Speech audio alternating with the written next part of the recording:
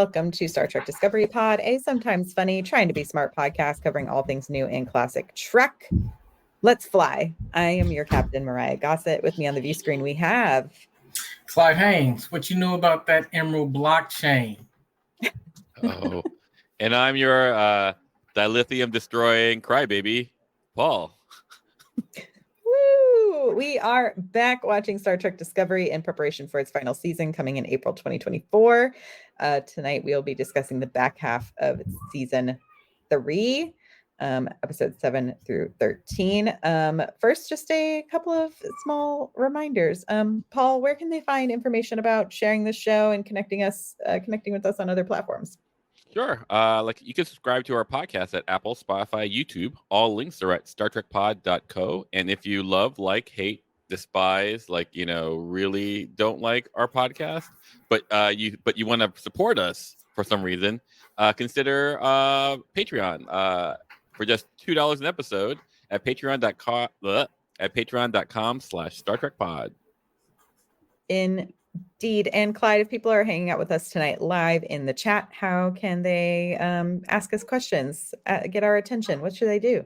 Just give us a call at 888-555. No, seriously, just if you're watching us live, just type capital P, capital O, capital D, capital pod in the chat, and we'll take a look at your comment, your question, your thought, your synopsis, your summary, your executive brief, whatever it is that you want to say, we'll take a look. We just ask that you be polite to each other, uphold the values of the Federation in the chat, and have fun. Pre-burn Federation or post-burn Federation? Pre-burn Federation. Oh, you're old timer. The ideals. Old timer.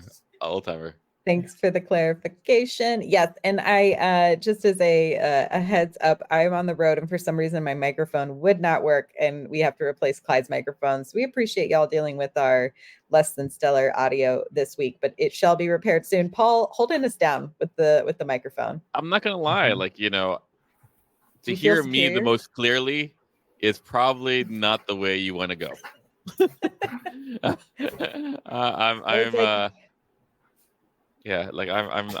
don't know if I'm the way to go. Yeah, I brought all my stuff with me on this trip that I am on, and then I plugged it all in, and the microphone would not work, and I don't have an extra cord to swap out, so that's my bad. But I'm excited to be back this week. Thanks for potting without me last week. I sent y'all a little hot Frakes video, and I'm glad to be back with y'all. I wanted to kind of before we jump into talking about season 3, this back half, did y'all get a chance to watch the new trailer? I did. I saw a trailer. I don't know if it's new or not. I thought I saw it. It came out like 6 days ago. Okay, I thought I watched something again today, so maybe I saw the new trailer. Yeah. What are your thoughts on our? I don't know, man. It's like treasure hunt. There's a treasure that's been hidden for centuries, been suppressed, blah blah blah, and we got Burnham and the crew going on a wild whatever Iconian chase. Boom. Old Star Trek reference, not super old, but anyway. It's gonna be interesting. They're literally doing a big puzzle box. I wonder if they're gonna just make the season very fun, like a fun season as opposed to a heavy season. Yeah, I know it looks fun. Yeah, it looks like action packed. I know they did not know it was going to be the last season going into this season. So they did some reshoots, but it'll be interesting. We have a message from the Menagerie about the trailer. Also, if you join us over on Patreon, you can join us in our Slack channel where you can leave us messages to the Menagerie so that we can get your hot takes and frakes about episodes prior to, even if you can't join us during the live stream. And Karen says, I was looking at the Trek movie breakdown of the trailer and the Myrriah inverse speculation that it may be Mirror Universe Zora made me wonder, could they possibly set up that Calypso from Short Treks is actually in the Mirror Universe? Ooh. Thoughts? Nice. I don't know. I know there's been a lot of conversation online about it potentially having some mirror universe episodes. Like, mirror universe supposed to be like very far apart, right? Like, right now. So I don't know if they will go back on that.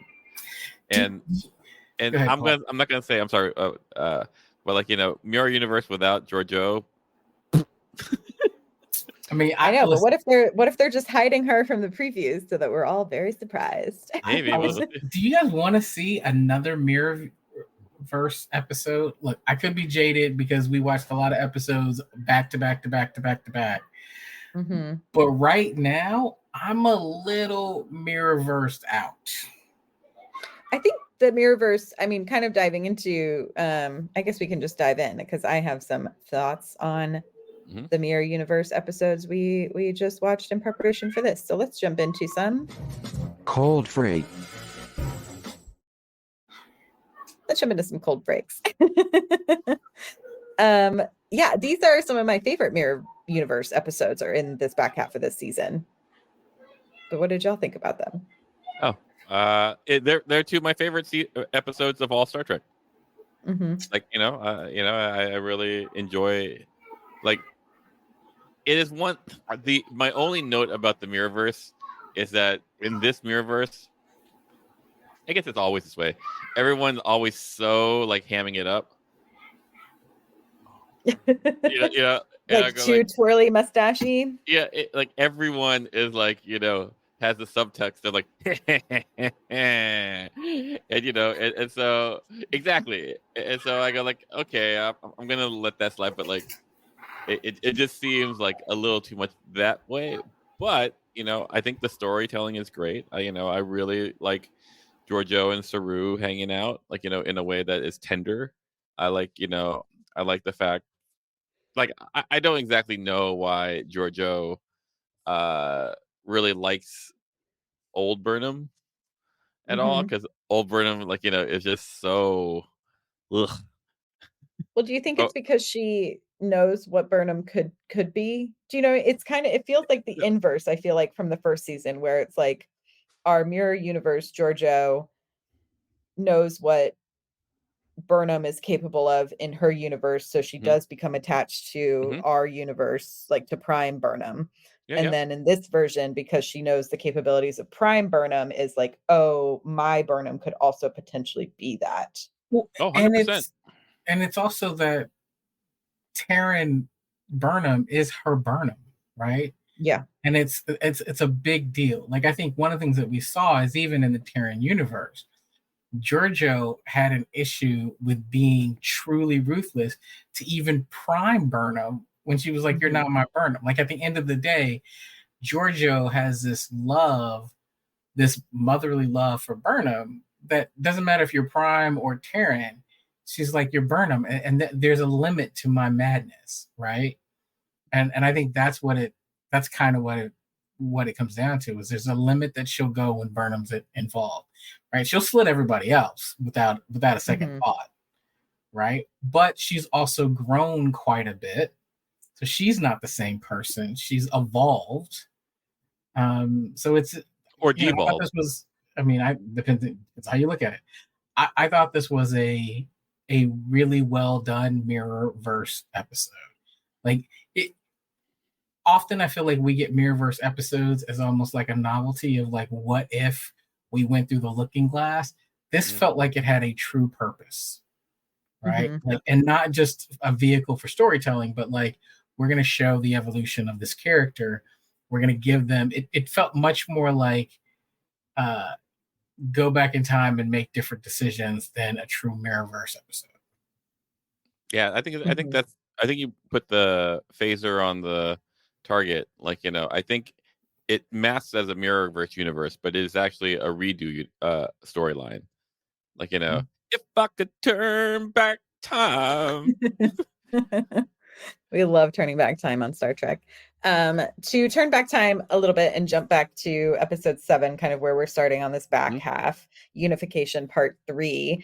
I really enjoyed this. This to me felt like the Discovery courtroom episode, that we hadn't gotten really yet in the series. So it was kind of refreshing to kind of approach an episode in this way for me. I also really loved the opportunity for Burnham to get to see what Spock was capable of after she left. To me, it felt like a really nice moment of closure of like the past for Burnham as a character. But what did y'all think of, this particular episode? It also presented us with President Terina, which we know eventually becomes Saru's love interest, which is like a fun little arc. And I really enjoy those two characters together. But we also get the big reveal of the murder nuns. I'll say that there are bits and pieces of this episode that I really liked. I thought that the reveal of bringing Burnham's mom back into the fold was excellent. And it's so interesting that in this season, within a few episodes, we get the dynamic of Burnham losing her mother and gaining her mother in two different characters. And so this ideal of family and someone who knows you almost better than you know yourself is really important to Burnham. And so this was an episode that more than just a kind of a court, drama, this was about, do you really know yourself and the evolution of Burnham? I think what I took away from this episode was this foundation of Burnham's been without Discovery for a year. She's trying to figure out if she fits in. She's kind of going rogue. And really from this episode through the end, it's this journey of how do we make sure that Burnham knows she should be in the seat? And everyone from Mom to Giorgio to Vance all give Burnham this sense of, no, this journey that you've been going on has finally prepared you to sit in the chair like no other has come before you. So I like it for what it was as an episode, a pure just solitary episode. It was cool.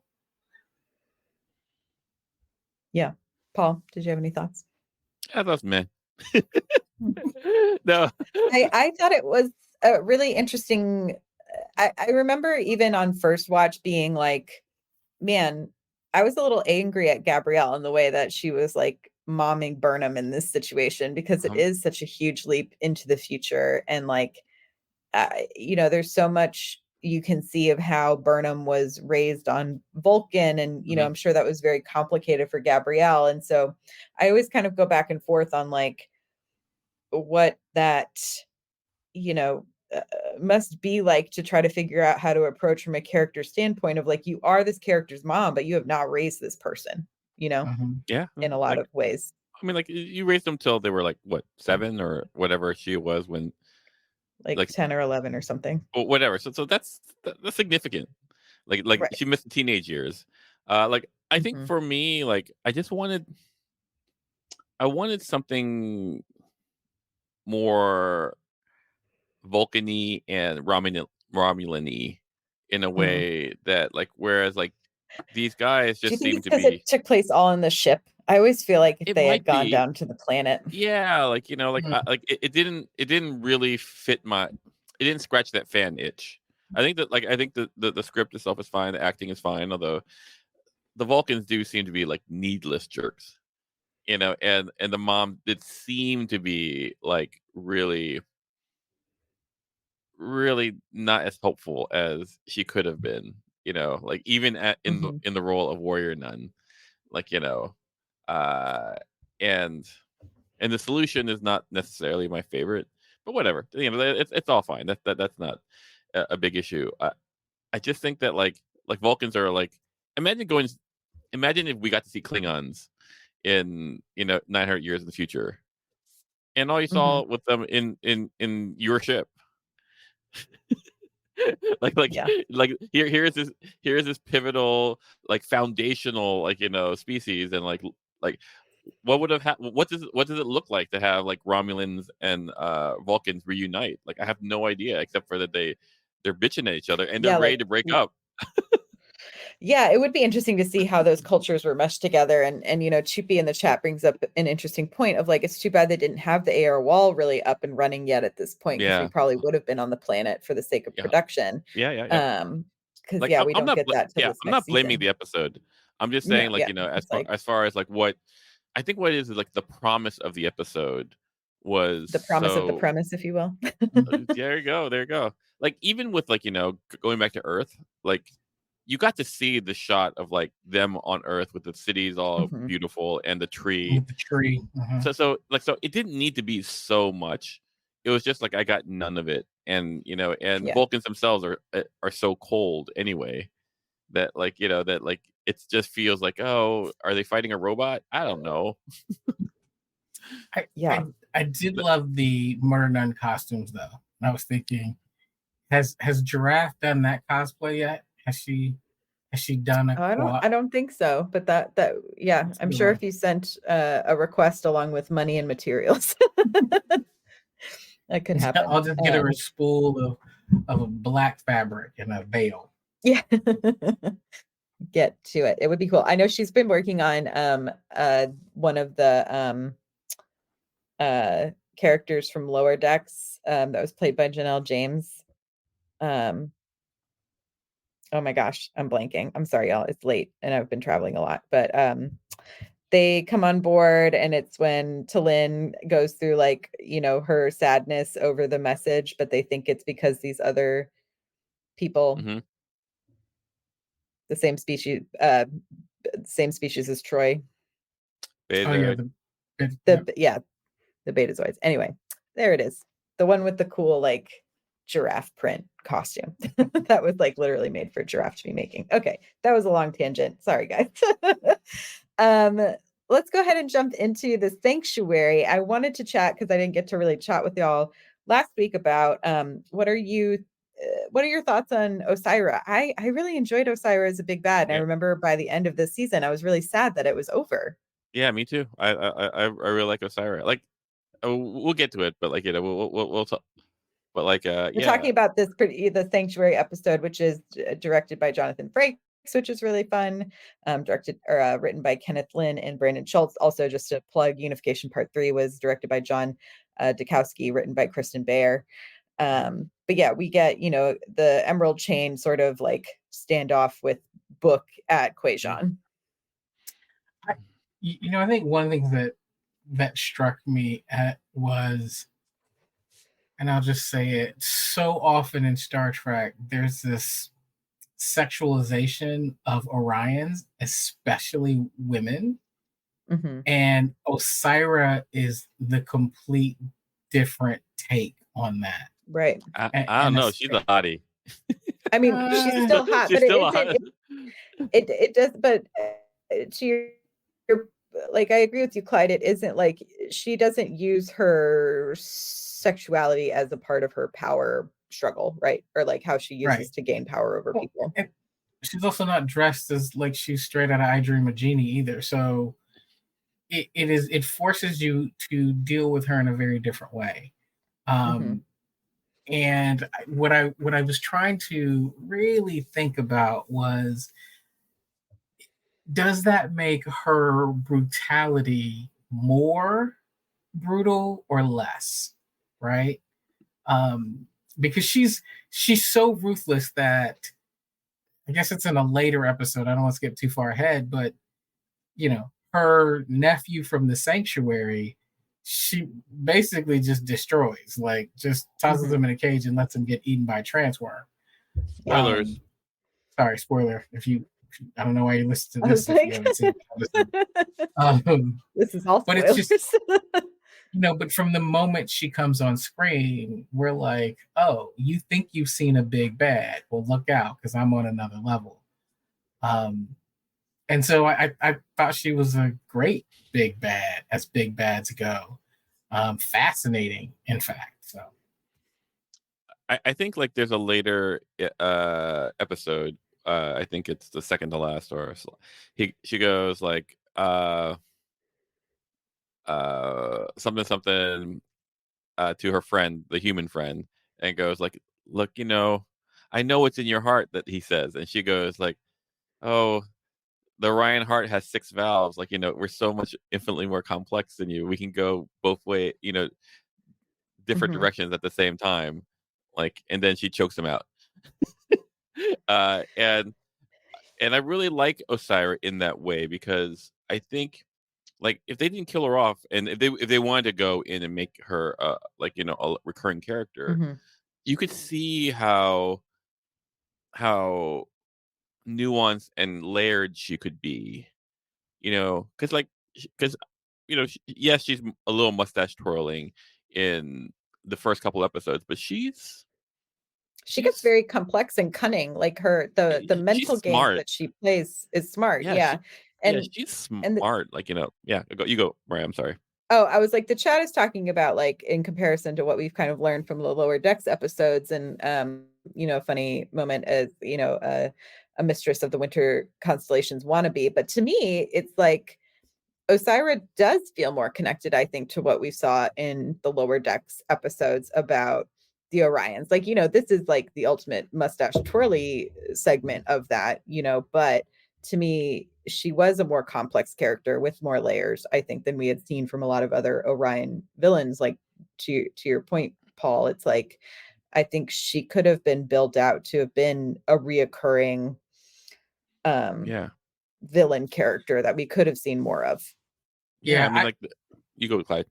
I would say there are two things for me. One, I looked at her in the context of this post-apocalyptic, like, space opera Mad Max, right? Like, Osira feels like a character that, unlike Tendi, who came from royalty, Osira is scrappy and kind of pulled this together after the burn, right? Like, I was waiting the entire time for her to go, "You have no idea from the hell in which I came from." Like, there was this monologue that I was waiting to talk about, where she was going to talk about her background, and, like, when, like, she's very, in a sense, Volk-esque, right? Like, Yeah. she just put it together. So I see her in that context, which is a little bit different, but I also think it was a bit of a waste. Like, she would have been great as an introduction in the first couple episodes, and I don't necessarily think you needed to kill her. I think having her out there, and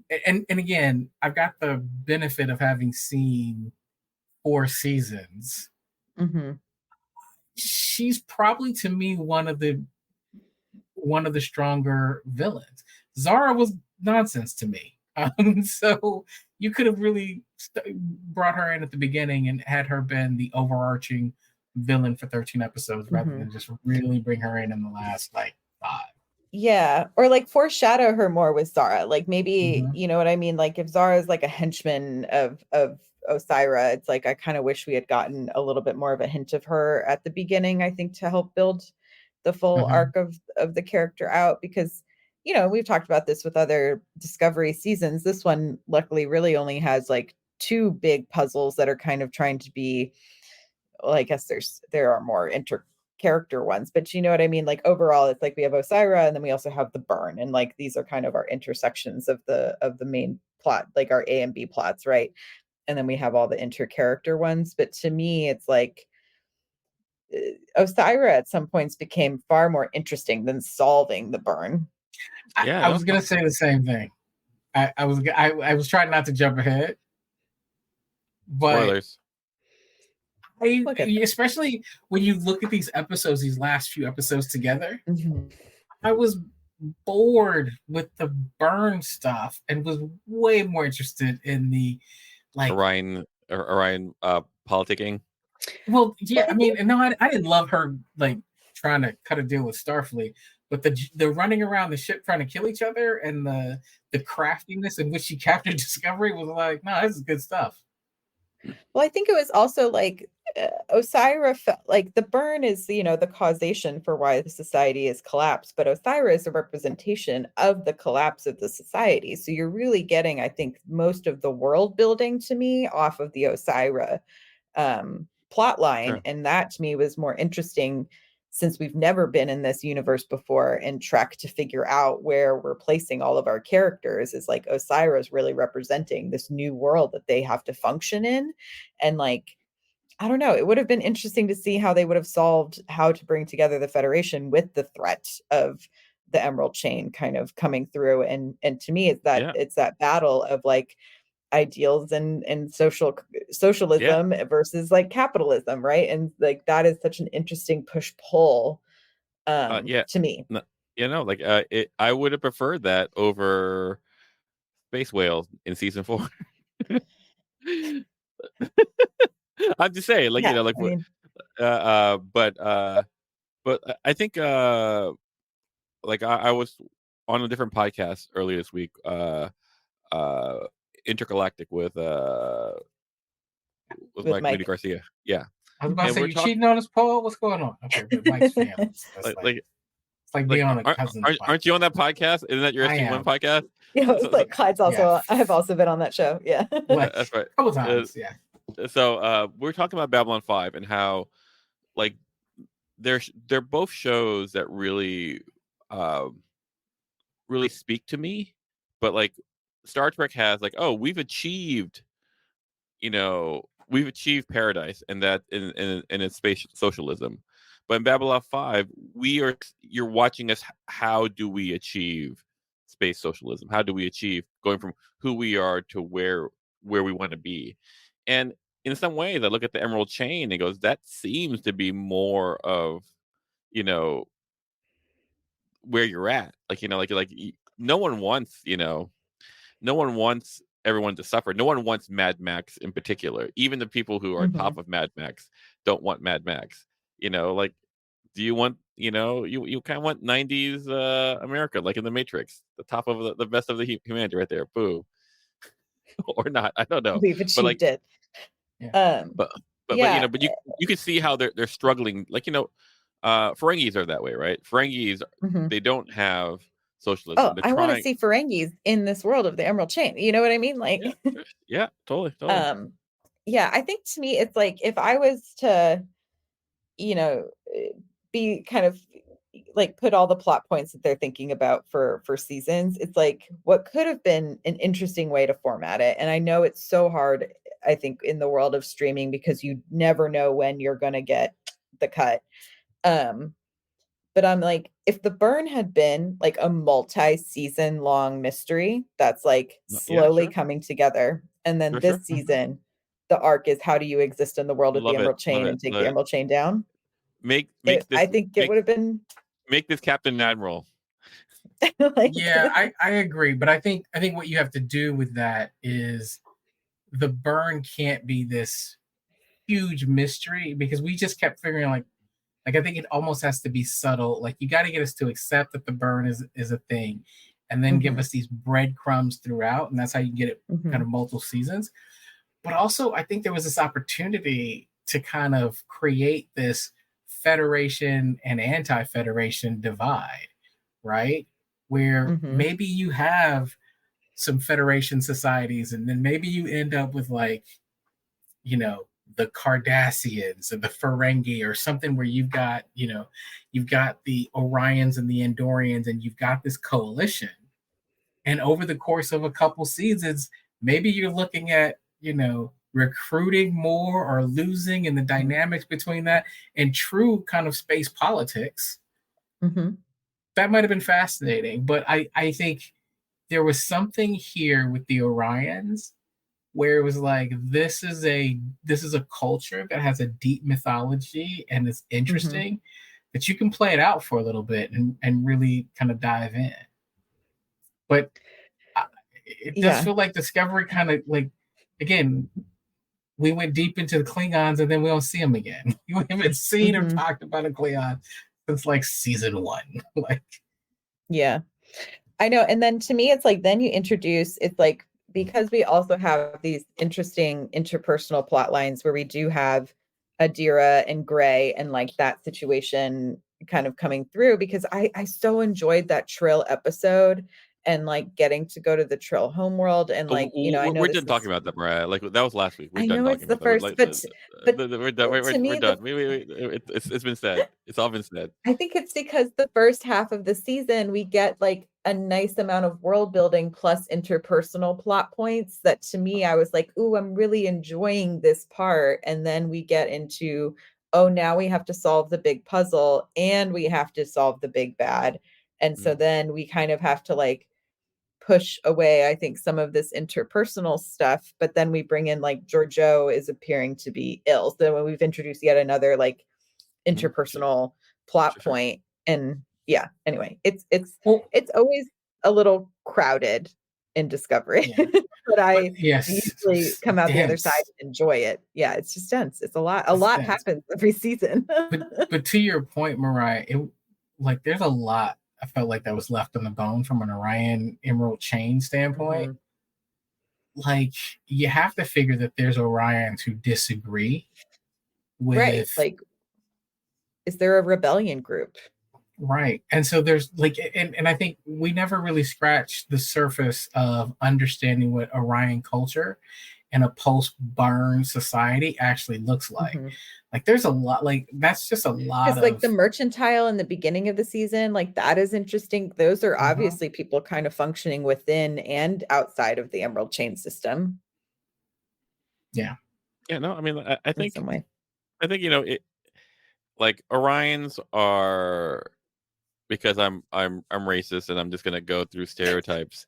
Orions are Paul, suited. one day these clips are gonna get master cut together in a way that's not gonna be good for you. It's gonna be like it goes like I'm stereotyping, and then it goes, wait, no, I was talking about Orions. Who? Yeah.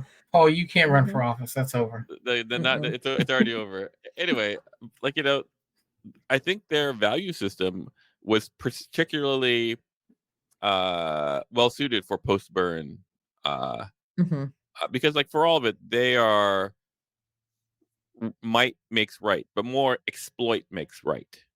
Right. That's their kind of credo a little bit. Like if you have the power, then you as opposed to like Klingons would be strength, and Romulans would be cunning, and whatever. But like and so here is Orion's going into like everyone is now down to 0, and if I can just like leverage that, I will win because I'm more ruthless in the Kaiser Soze kind of way. And it's so I really like how it actually is pretty clever that the Andorians and Orion chain, the Orions came together to make the chain. I really like that. Anyway, we can move on. I'm sorry. I'm just babbling. I mean, we're on a podcast, Paul. We're supposed to babble. babble. That's exactly it. Babble. Okay. Going into, I think, some of our favorite episodes of the season, Terra Firma. I mean, do y'all remember how incredible the Carl reveal was?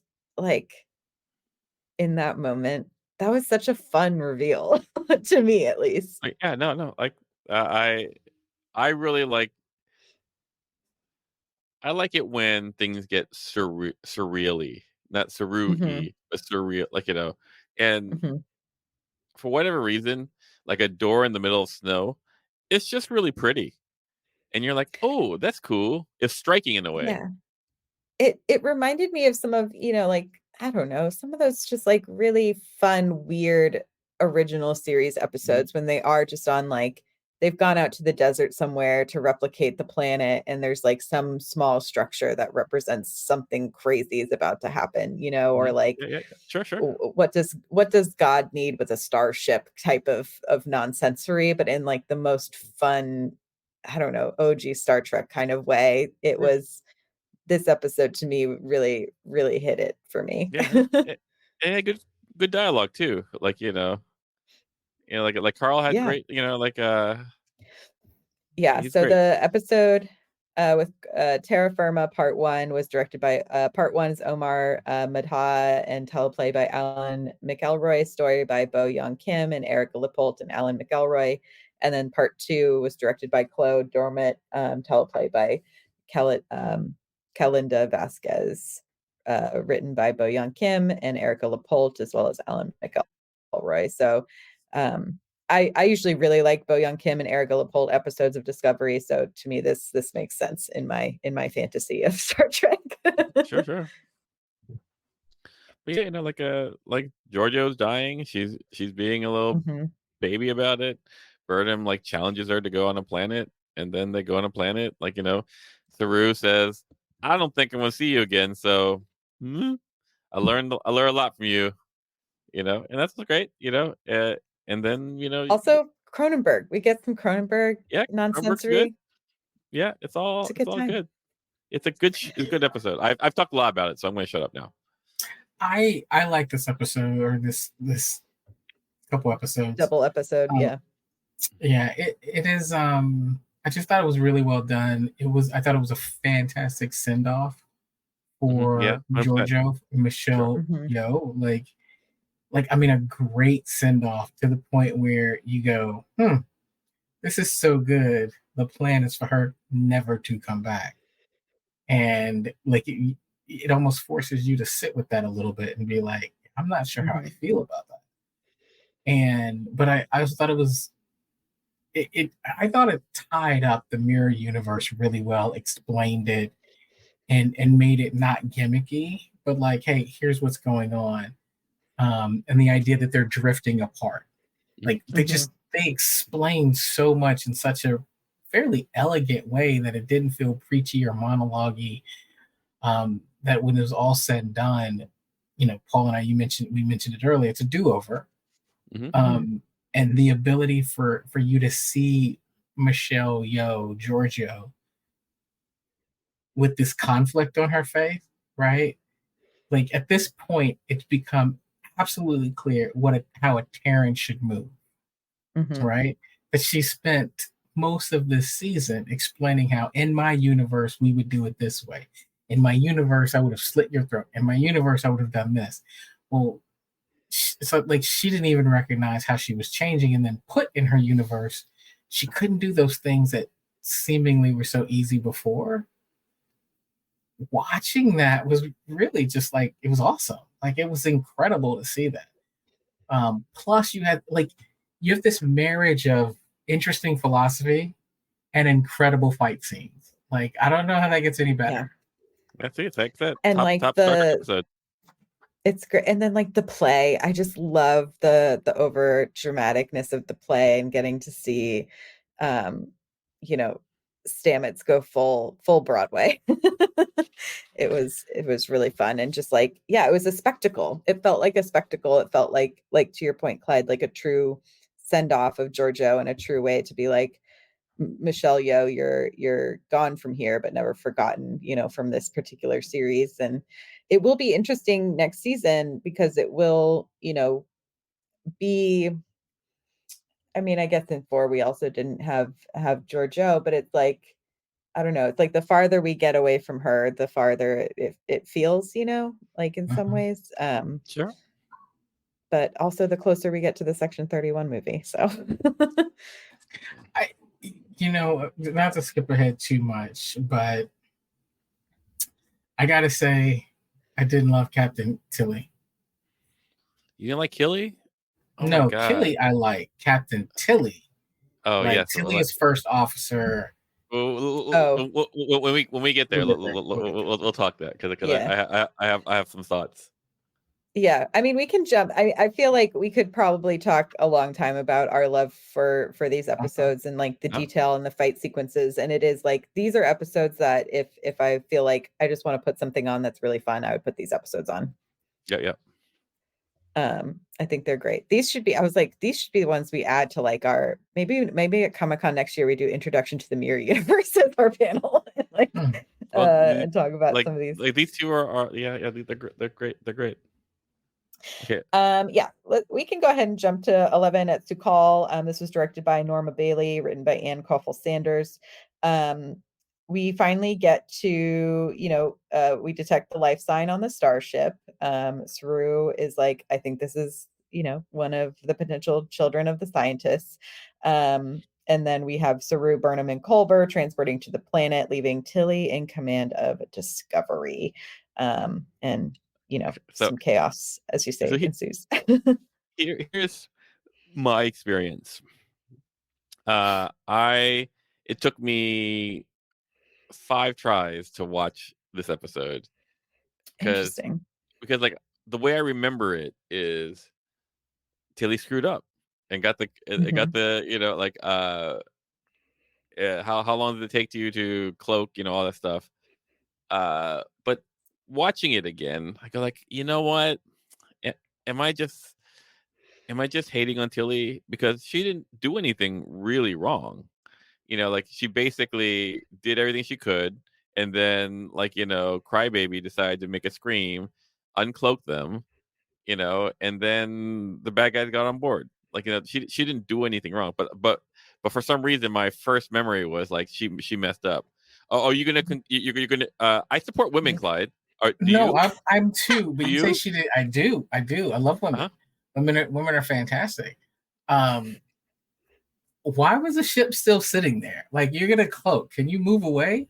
Move away from the big, massive ship. You're still waiting Like, go for somewhere else. But I mean, you have an away. You got an away team down there. It's a big little crazy nebula. Yeah, just move 100 kilometers in a different direction so they don't know. I don't know exactly where you are. But they didn't do it and stayed in the same spot. Come on. Well, I don't know, Clyde. We also don't teleport admirals out of bomb sequence areas. Yes. Yes. And actually, I'm gonna push against that a little bit. Like, how do you know they stayed in the same spot? Like, it's your. Because when they reappeared, they were right next to each other again. So unless that's where the camera was. But like but you have this is a vacuum of space.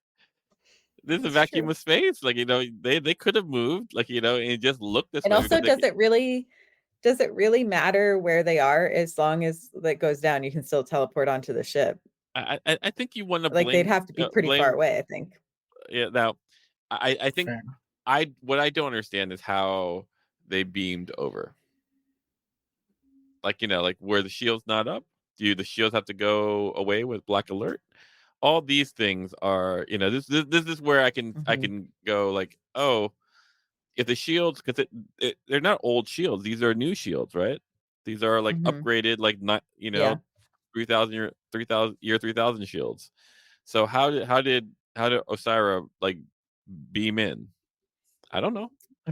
I can assume that I'm gonna assume that like that Tilly didn't mess up.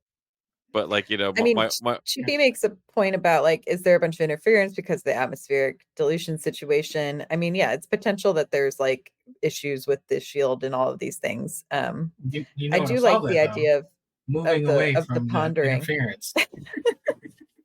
I mean, but it is interesting to think about like, is it truly a mistake or is it just a series of unfortunate events?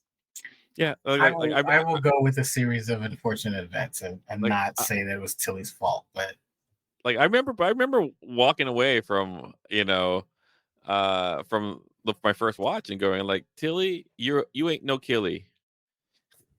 That's what I remember. That's why I had such a hard time watching this. I was going like, oh, I'm so pissed off at you. I'm so pissed off at you. I'm so pissed. And then you're like, oh, maybe that was no reason. Maybe I made a big kerfuffle about nothing.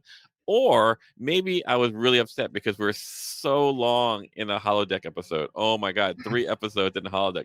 Shoot me with a phaser. Like, oh my God, like full spread torpedoes in my face. It's interesting. I think you might be on something, Paul, in that maybe the issue that some of us have with Tilly is that we have these expectations of Killy, right? Like when Osira comes onto the screen and she says something red, I fully expected Tilly to come back at her and go, no, you will never get the shit green. Like I expected her to, but that's much more of a Killy, right? And not Tilly. And so I think some of it is that even when we watch, Terra Firma Part 1 and 2, Killy moves with this confidence that is not hard. Like Tilly naturally feels soft, but that confidence, that swagger that Killy has, is like she's smiling, but what she's actually saying is horrific, right? I was expecting a little bit more of that as her as captain, not like the really horrific stuff, but just more confident. She's had practice. She played Killy in season 1, so like and in fairness, we do see quite a bit of leadership of her outside of the chair. She's totally fine. She's totally fine. I think there's also like the emotional impact of like jumping so far into the future and feeling like, I think there is that struggle of like you feel ready for leadership, but not tossed all the way into the deep end of the pool. Does that make sense? Like to go all the way to number 1. I'm going to say right now, Saru screwed up. It's Saru's fault. You don't if you here's a cadet. Oh, 2 years later, you want to be first officer. It doesn't happen that way. And here's the real problem. The real problem is this. You go back to Admiral Vance. How did this happen? It doesn't matter that Tilly didn't do Vance anything. makes a big old mistake later anyway. Yeah, it doesn't matter that Tilly didn't do anything. She shouldn't have been put in the chair to be able to make that, to be on that watch. In my opinion. Yeah, it is interesting. No, I'm with you. If you're Nielsen, aren't you pissed? Aren't you really right? Pissed Nielsen is in the chair all the time when no one else is on the bridge. You see Reese in the chair all the time. I feel like you could also count on Kayla or a Woshikun, and Tilly's a bit of a nepo baby. I'm just saying, oh, you're my favorite. You're my favorite. Have we ever seen a jump like this? I think that's the hard thing to swallow. Is she went from cadet to ensign to first officer. Oh, you mean going from cadet to captain, in Abrams Star Trek? Or Picard? Well, yes. But we've taken shots at those too, though, right? We don't just let those slide. I'm the child of Beverly Crusher and Jean Picard. Oh, I go straight to executive office. Oh, I don't even go to Starfleet Academy. Mm-hmm. So this is not good. This is for a show that should be a little more that prides itself on being woke and fair and all that stuff. A lot of this thing, I remember I was on a podcast with this person and I was saying how Shaw was just defending his ship, and this guy just came at me, goes, but this is Picard, this is Riker, they get that privilege. I go oh, it doesn't look good coming from you, dude. I got this close to removing him from the episode. You're almost kicked out of the chat, Paul. Well, speaking of other people making mistakes, we can jump to episode 12. There is a tie directed by Jonathan Frakes, written by Kenneth Lynn. This is, Asira tricking Vance, getting into Federation. Well, we got Culber and Burnham in a big old fight by the end of this episode. Stamets, right? Stamets. Sorry, excuse me. Stamets. Yeah. I feel shouldn't we have learned? Here's the thing: has there ever been a time where a ship approaches and comms are down, and when you let them in, everything's okay? Listen, if you can't, if you can't talk to me on comms, I'm not letting you in. Right? You need to park that thing. Can you scan the ship and be who's on board? Getting a shuttle or something, but I'm gonna let you sit out there. See, no comms, there's a problem. See, here's the thing. What you don't see, Clyde, is this happens all the time. And this is the only one time it was a bad guy. Normally they save all these ships. Voyager comes in oh, they're shooting us. I can't. No, I don't know. I don't actually blame Vance for that. I think to kind of our point earlier, it points to Osira is really freaking clever. Yeah. And knows where these weakness points are and is able to use them to her advantage. Yeah. Osira's so good. They really put a good foundation for her, for it to be someone more. Anyway, but yeah. So this is the episode where you go. Oh, I was just like, I think this episode was really exciting because you had so much like action, you had a lot of stakes, you had a lot of things building, I think, into this like final, episode run, and kind of like I thought it was a really successful preeminent finale, Yeah, yeah. Like for me, like penultimate. That was the word I was looking for. to me, the episode revolved around Osira and Vance for me. That was the thing Mm-hmm. I was interested in, and I really, I mean, for all of it, like I really enjoyed how Osira was going. Look, dude, we should merge, and I'm willing to give up all this stuff so we can merge. And there's a Mm-hmm. lie detector dude there, and so like Mm-hmm. she really means it. I mean, like she really means it. Like uh, and I can see why. I can see why because they're running out of dilithium, so they Mm-hmm. have no choice. But for all of it, good faith. Although with Osira, because she's Orion, she could probably change immediately because the Mm-hmm. blood flows both ways. uh, but there's a part of me where oh, there's a reason to not take Osira's offer. I don't know Mm-hmm. if I would buy Vance's reason. Mm-hmm. It's one of those things where, like, here are some horrific things that you had to do to survive, and then all of a sudden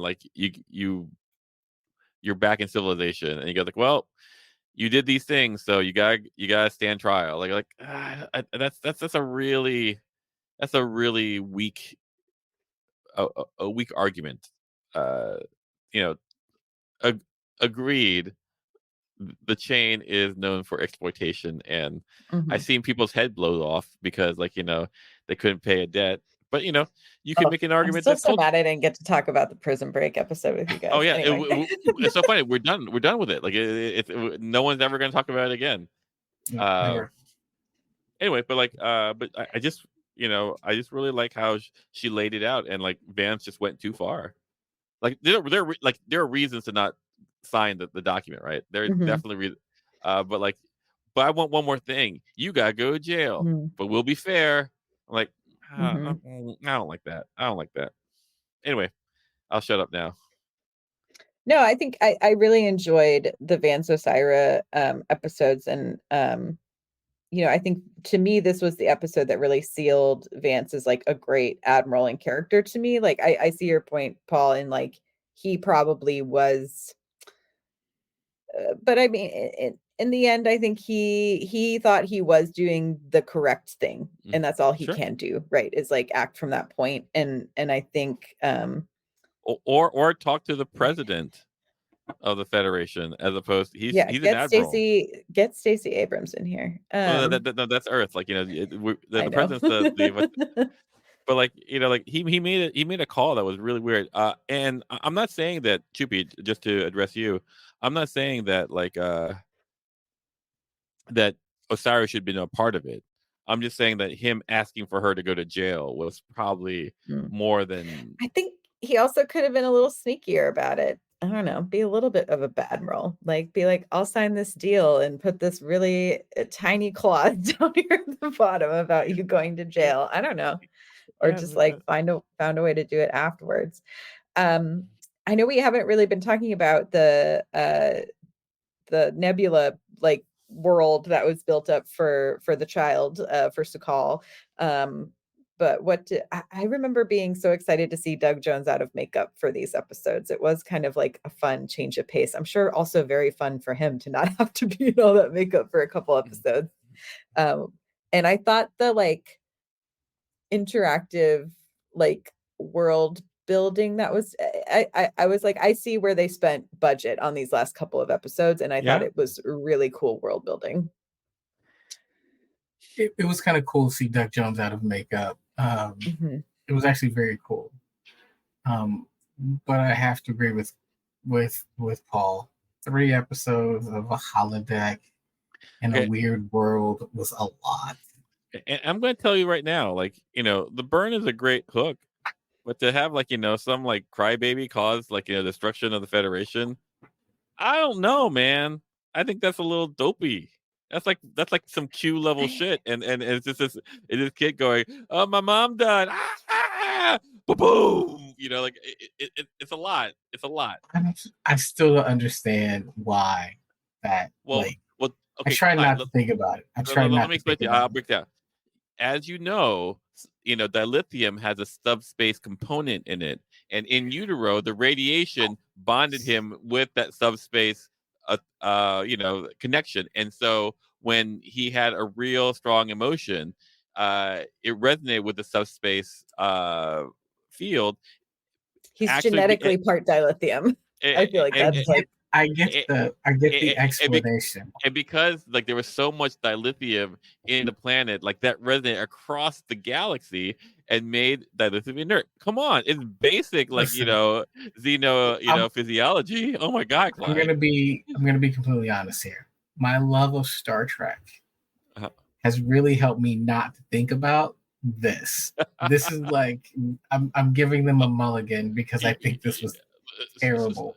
So basically what you're saying is like the reasoning for the burn is like that kelp monster that Sukal couldn't face. You just kept turning away so you could live in peace. But like in order to be a true Trek, you have to embrace the good and the bad, the pew pews and the embarrassing moments. Here's the other thing. We talked about this when we watched it the first time. It's about payoff, right? Yeah, sure. Like you set up this entire season to really focus on the burn, and like at every turn. And so I'm really expecting something like really incredible, like space whales. Listen, I'm not a fan of whales or space whales, but I can the bar was just higher. The bar was set for me. The bar was set higher. And an emotional outbreak causes millions of people to die. It's like to accidentally. Me, I feel like they were trying to. In my mind, they're trying to put together that emotional health and emotional well-being and like our emotions are powerful. To me, that's like what they're trying to say with this, right? And what I think could have accomplished it in a slightly more interesting way would have been like maybe it was like this dilithium supply was found. They brought all of these like, maybe there's some like corruption of the mining of this dilithium in some way. There's a big uprisal and like all of this crowd of people all together that have been working on this mine caused an explosion here, which then caused like a resonance in subspace. A resonance in subspace. Like I don't know, but then it's a pretty monumental task, and I don't know if any solution we come up with or they could have come up with. And this is the problem with the puzzle box. This is the problem with the puzzle box. Because if you just go with question mark after question mark after question mark, eventually you're going to be let down. Like that's why you should always start, I believe, with the answer first, with the solution. That way, Anyway, but to Chupi's point, like I'm not like I understand a kid crying, So like I'm totally down with that. I think that the storyline of Sukal is great, minus the burn. Agreed. What if we found out dilithium is like a living being? You know what I mean? Like maybe it was like I don't know. Like maybe the ship crashed into like dilithium rock monster, and the rock monster goes like no more into subspace. Right. Yeah, I don't know. I like what you're saying. Or like maybe there is a queue. I don't know. It's all fine. Like, I understand the idea of like trying to say that like feelings matter. I just think like, is this the show or even the way to do it? I think no one thinks that this is successful. As far as fans go, I don't know. It was a hard sell. Yeah, I don't know if anyone like thought that. They go like, oh yeah, no, the Sukal having like like dilithium resonance breath. That I don't think anyone goes. So for me, if there was a situation where Sakal had the missing piece to understanding what the burn was, and because of his pain, there was an almost impenetrable shield, right, hiding or cloaking that piece, and so them freeing Sakal then uncovers the piece that now they have to figure out what happened to the burn, would have made much more sense. I get the understanding of the emotion and how that does things, but just the connection of those two. Like I would be okay. Yeah, I'd be okay if there was like there was an ancient civilization and Sakal, was parents were dying and like the parents had never, this is whatever. Like there's a button that he pushes and that was the thing that caused it because he pushed it in such anger. I don't know. Like you make that work out, but like that would be better than like, well, he was a baby. And then you get magic powers. Have you seen X-Men?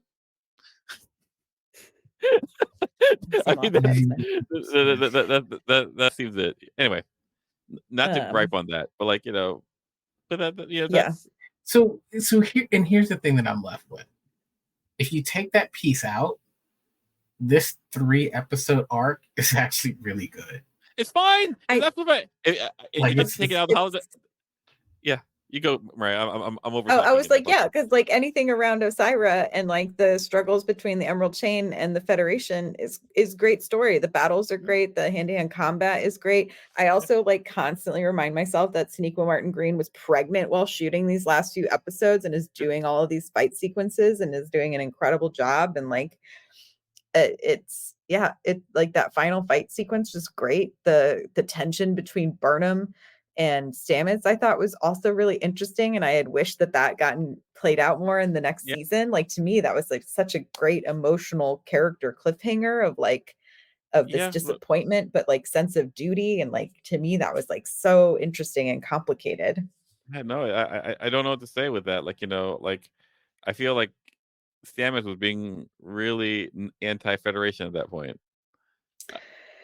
Yeah, I mean, I think he a lot of these characters had that like brush with death as they jumped into the future, and I think it really reestablished what was like potentially more important to them. And I think Burnham at this point knows that the Federation is one of the most important pieces of her life, and I thought the move into captain felt very well earned by the end of this season for Burnham. And it felt like finally to me. Yeah. Yeah, I agree. Yeah. Did we do it? It's like Chupi says, I think the explanation, which was fairly rushed over by Culver, is what makes it feel less satisfying. Yeah, there's that. But yeah, then we end, like Discovery saves the day is delivering dilithium to everyone.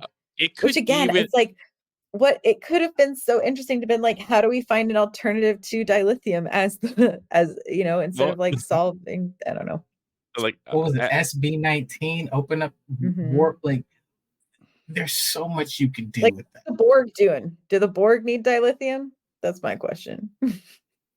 Well, here's the thing that I always thought, like, Romulans don't use a warp core. Like Romulans use a forced singularity. And dilithium is used so that you can like add matter and antimatter in a controlled manner. Options. Yeah. Which like brings up a whole new area if the Romulans are now in a seat of power because they don't use dilithium. Like that's also an interesting way to look at it. Well, and for all of it, like apparently the Discovery can work without a warp drive. And just pop, like I'm going like you don't like the reason why you have a warp core isn't because like it does some magic thing. It's because it gives enough energy to create the warp bubble. Come on, basic engineering here, guys. I don't know what's happening. Anyway, I don't want to be that guy. So like so. Oh yeah, did you see, Chupi, that they found a frog in India with a mushroom growing out of it? It could possibly drive the spore drive. Booyah! There we go. Spore drive's happening. One of the cool things that come out of these last few episodes is that we now have someone other than Stamets who can power the spore drive. Yeah, cool. I mean, The last of his kind. Oh, I will say, I know spoilers. by end of next season. Boo, boo, boo. By the But beginning of Book, next season. Spoiler Book alert. and David Ajala, like the addition of Book is so great, and David Ajala is lovely. And I'm like, I want to spin off with him by the end of this. I hope he's like at the academy with Tilly. I don't know when the academy series is taking place. Well, They he's haven't supposed to be revealed in that yet. jail, and and I see him bounce around season 5. So I once again Nepo Star Trek. I love seeing Book and Burnham together. Mm-hmm. Like I love them as a couple. I don't know if y'all have watched. There's a new series on the Paramount channel on YouTube called Stargaze, and the first episode is a conversation with Sonequa Martin Green and Tawny Newsome. I highly recommend. It's a super fun convo, and Tawny Newsome is just delightful and silly. So I would recommend that if y'all are looking for some content in between now and the new season in April. But yeah, I think we did it, y'all. Chupi clarified. Thank you, Chupi. I appreciate. Yeah, he was given. Thank you for the clarity. Rescue refugee duty, not to jail. Oh, but, we're one last thing. In the second to last episode, the Tide, I finally go like, oh, that's why why ship Book. Ugh. That's why Book ship like Transformers, because the transwarp conduits are all full of junk, and so you have to go in order to use them to be able to go exactly. Yeah. And so last time I was dogging on that, and like, why would you do that? Now I have an answer. It's not my favorite answer, but it's an answer. Yeah. Yes, I'm excited to jump into season 4 with y'all. I was like, ooh, we get some fun stuff next season. It's both sad and interesting. It's gonna be me. No, it's gonna be me. All right, season 4 part 1. We will be back next week talking about it. You can subscribe, rate, and review on Apple as well as on Spotify. Leave us those reviews. We really appreciate it. It helps other people find the podcast. You can join us over on Patreon. Come hang out in the Slack channel. We'll be doing another bonus episode this month for our patrons, so keep an eye out for that as we prep for season 4. We can talk about what we want to do for our patrons, but let us know if you have a request as we're prepping for the last season of Disco, if there's something you want us to talk about in the Patreon episode. You can find us on Twitter and Instagram at Star Trek Pod. Anything y'all want to plug, promote, or chat about before we go? Nope, I am good. Same. Amazing. Thanks, everyone. We appreciate you. We'll see you next time. Live long and prosper. Bye.